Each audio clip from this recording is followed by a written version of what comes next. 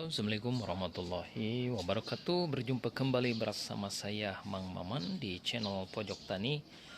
Hari ini mereview tanaman melon ya. Kebetulan masih mencoba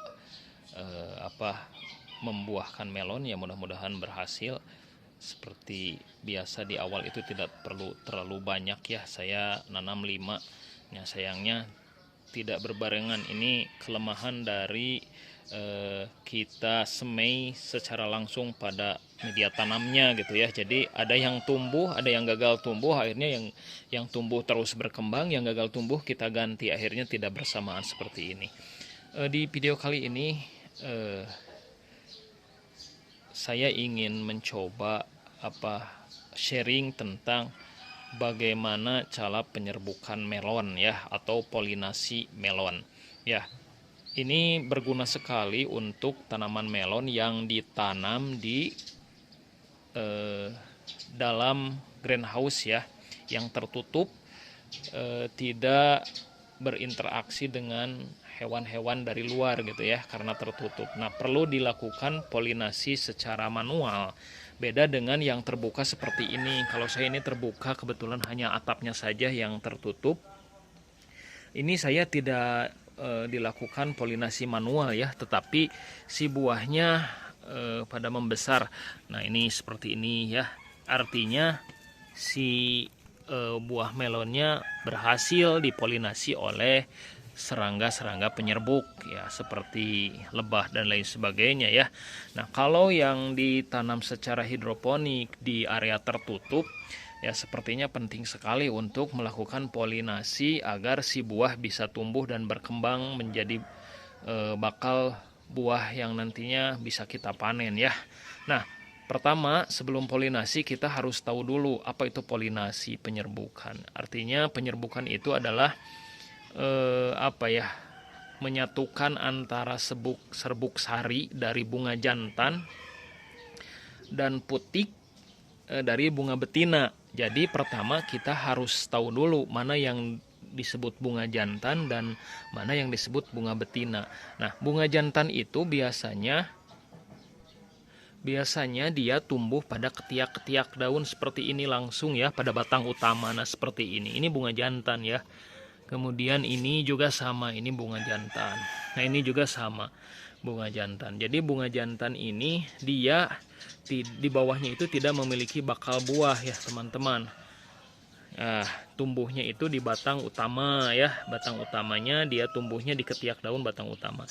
Sementara bunga betina adalah bunga yang muncul pada batang yang tumbuh dari batang utama, dari cabangnya ya. Jadi ini batang utama, kemudian ini dia tumbuh cabang. Nah, di cabang ini biasanya bunga betina muncul. Nah, ini bunga betina itu biasanya ada bakal buahnya ya, menggelembung di bagian bawahnya. Ini juga sama ya. Ini cabang dari bunga dari batang utama ya, di ketiak daun muncul. Nah, ini bakal buahnya. Nah, ini disebutnya bunga betina. Nah, polinasi ini ya, kita harus cari bunga jantan, kemudian kita gesekkan di bagian putik bunga betina ya, teman-teman ya, di bagian dalamnya seperti ini. Ya, kita contohkan saja ya. Nah, ini kita cari bunga jantannya. Nah, kurang lebih ini saya akan ambil ya bunga jantannya. Nah, seperti ini teman-teman, kurang lebih ya. Ini bunga jantan, ini harus dibuka ya, harus dibuka agar kelihatan benang sarinya di bagian dasarnya ya. Coba kita buka ya sebentar.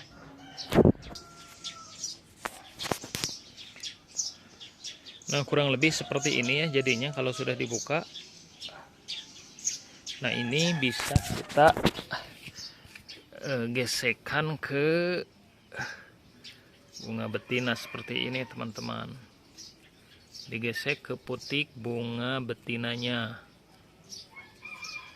Nah, seperti itu teman-teman ya. Ini sebagai contoh saja ya, teman-teman.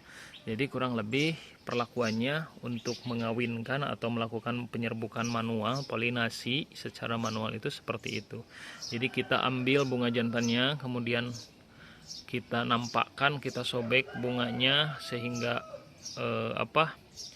nampak serbuk sarinya dan ini kita gesekkan. Nah, ini bisa kita lakukan antara pohon yang berbeda. Bunga jantan dari sini misalkan kita kawinkan ke pohon yang ini atau di pohon yang sama. Kalau saya biasanya bunga jantannya dari pohon yang berbeda, kemudian bakal buah yang ingin dipolinasi adalah di pohon yang berbeda juga, seperti itu. Bisa lebih dari satu kali ya untuk memastikan bahwa penyerbukannya berjalan dengan baik. Nah, seperti itu teman-teman. Jadi kalau tidak diserbukan biasanya si buahnya itu ada yang cek bahasa Sunda nama burung atau tidak tumbuh membesar dan menguning ya. Itu biasanya si bakal buah yang tidak dilakukan penyerbukan ya. Nah, sekali lagi penyerbukan manual itu perlu ya, terutama yang di luar pun sebenarnya bisa kita lakukan penyerbukan untuk memastikan bahwa si bakal bunga sudah dilakukan penyerbukan gitu ya. Kalau misalkan di area tertutup apalagi itu sepertinya wajib ya dilakukan penyerbukan, kecuali yang di area terbuka ya, itu biasanya kalau musim kemarau ya terutama itu biasanya akan dibantu dengan serangga-serangga penyerbuk. Seperti itu teman-teman ya, mudah-mudahan bermanfaat. Terima kasih, salam permelonan.